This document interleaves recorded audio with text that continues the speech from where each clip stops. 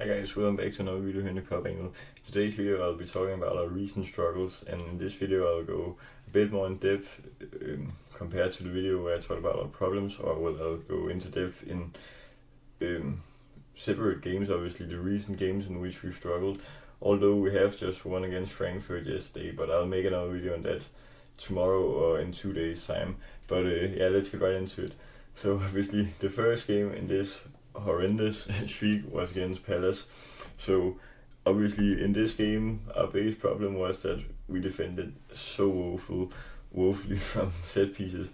Like you can see, the first goal they score is from a set piece corner, and they somehow get the ball squared into Ismail Azar here from this position. Like, I mean, maybe we should redirect our corner defense so that we can mark the players, because they got a so simple goal from this. And obviously the other goal we conceded was a long throw in the 97th minute. I wouldn't say that there was time left for another minute in the rest additional time, but it is what it is. We didn't deserve to win it anyways, but we also conceded a lot of chances in this game. Alisson saved us very much. And another thing that was lagging, or has lagged in this period, is the connection in the attack. It was a lot better against Frankfurt yesterday, but again I'll talk about that in another video. But the problems we've had in this season in the attack pretty much is that we can't connect.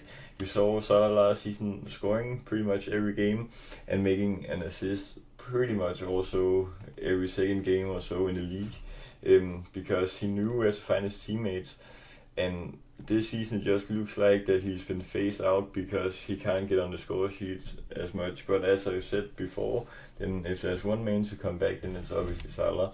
Then the next game in this streak, I know this isn't the league in which I've written in the title, but obviously the Galatasaray game came in between here.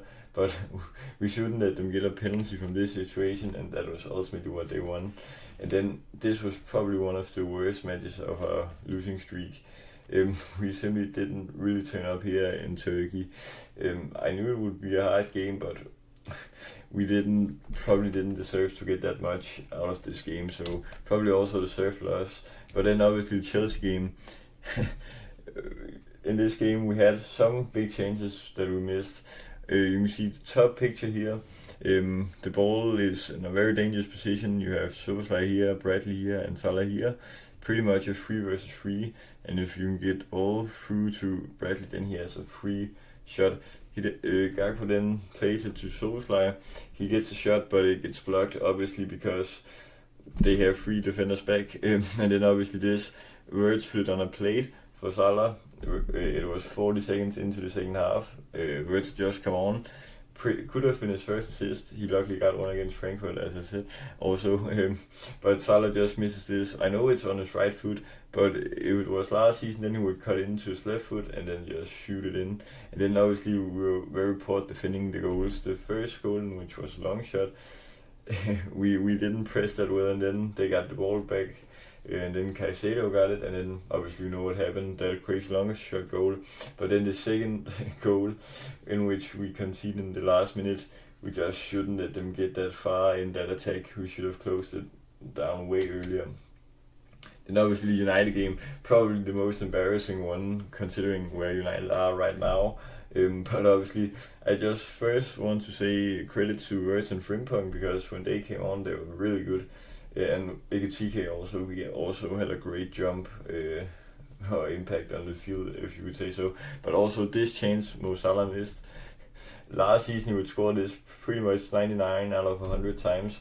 He simply misses it. He also could have squared it to one of his teammates. We have 2 guys free here, Wirtz, and I don't know if that's Isak or Grönberg, but obviously Gakpo is offside.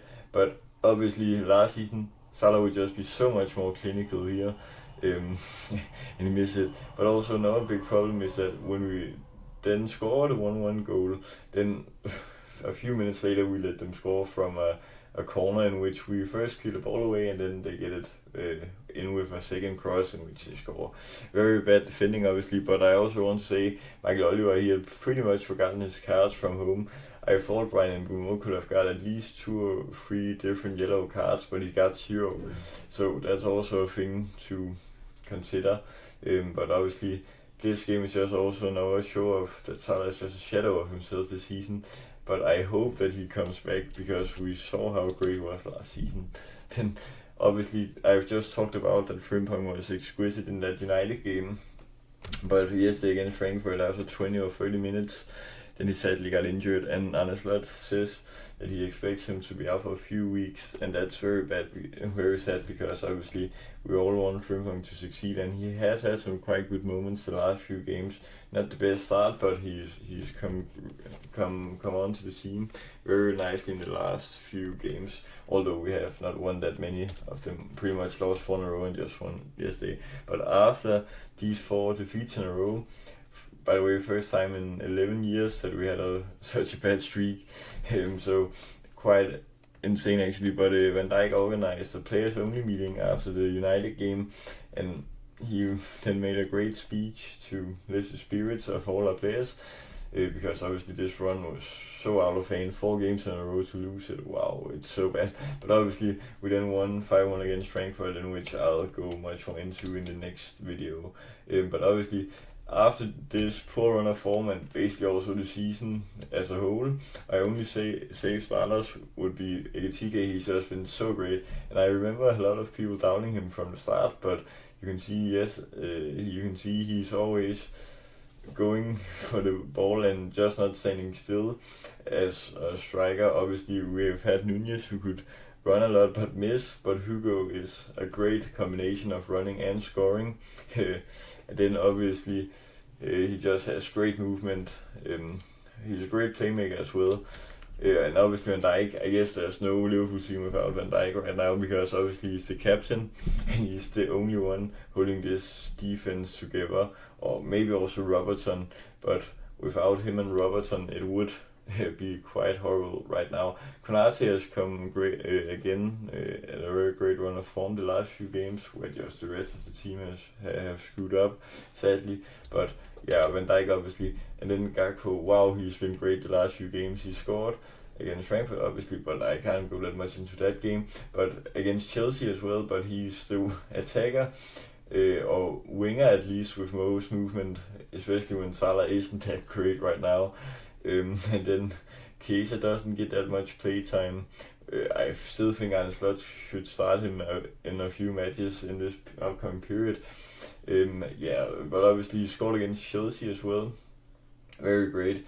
So yes. Then was like, wow, he's been great.